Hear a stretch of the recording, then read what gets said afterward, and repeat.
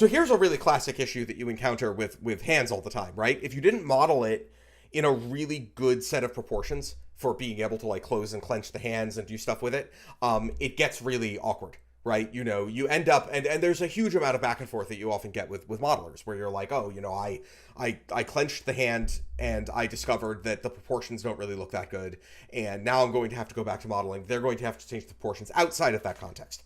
It's a huge pain. So one of the things that is really nice here is that I can do this.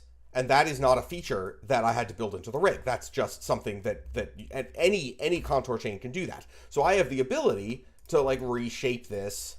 You know, if I want to be real precise about my clenched, you know, pose, I can really easily like reshape this whole thing and like have very close control over this. And it really makes it a lot easier to avoid situations where you backed yourself into a corner by modeling decisions that got made earlier on in the process. Also, I just think that it's really nice to look at this deformation. This is precisely what contour gives you with no weight painting. Let me actually show you what the weights on this look like. And this is the contour weight painting interface, which looks very, very similar to the Maya one. Yep. And I'll mention that there's a clarification of the comments, Raf, but why don't you finish? Oh, okay, yeah, and I'll take a look at that.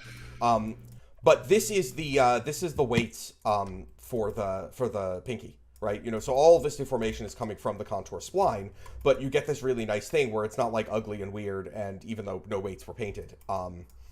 And yeah, I mean, fingers are just drastically easier that way.